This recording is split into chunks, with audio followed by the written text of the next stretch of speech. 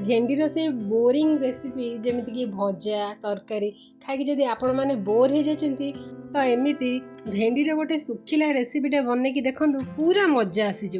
ये रेसिपीटा बनइबा को बेसी समय लगभग म अल्प समय हो आ भेंडी जार पसंद भी नुहे ना से भी फेवरेट होमती मोर आपण मैंने भात रुटी सबुथ खाई पारे।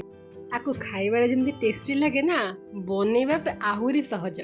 ताले चलतु बनइबा गोटा भेंडी मसला। गोटा भेंडी मसला आग मसला रेडी करवा चलतु। मसला आम गोटे चामच सोरिष गोटे चामच जीरा अल्प टिके रसुण अल्प टिके पियाज और दी तीनटा कंचा लंका ताको भलसे चिकन कर बाटीदेव।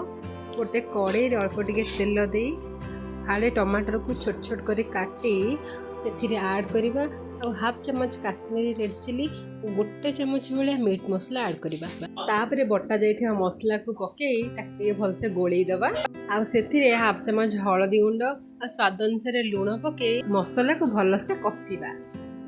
मसलाटा भलसे कुक हो गला परे सेथिरे गोटे चमच भाया गरम मसला दे ताको कड़े रू काढ़ी आनिबा मसला को ठंडा हवा पई। एपटे भेंडी को ता पेट चिरिबा जमी मो भिडियो देखी सेमती आउ मसला भरवा एमती सबुजाक भेंडी रे भल से मसला को भरीदेवा। आ हाँ सांग मैंने आपण मैंने वीडियो तो देखुं सब्सक्राइब करूना कि लाइक शेयर कमेंट भी करूना। आपण मैंने मत जदि एमती सपोर्ट करेंगे मो चैनल को सब्सक्राइब करेंगे तो मु नुआ नुआ रेसिपी आनिबी।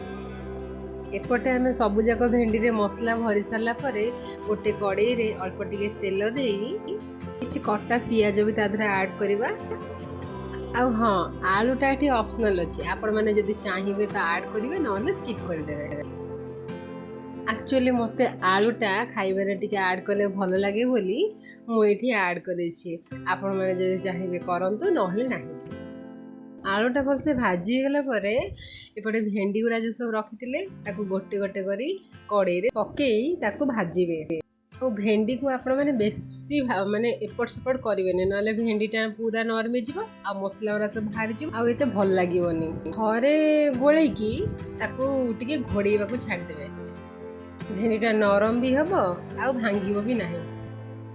तापर कौन रेडी हो गला गोटा भेंडी मसला। आपण मैंने खाइबे आपण मानक फैमिली को भी खुआइबे आ कमेंट रे मते निहाती जणैबे कि केमती लागुतला। आ हाँ भेंडी रे आउ कौन कौन रेसिपी अछि मते कमेंट रे जणैबे तो आउ मते कहबे तो काहाको भेंडी पसंद हुए आ जहाँ ये रेसिपीटा ट्राए कर ना एबे करनियंतु कहीं भेंडी आगको आउ एते भल आसे पोक आसे। Thanks for watching like share subscribe comment please.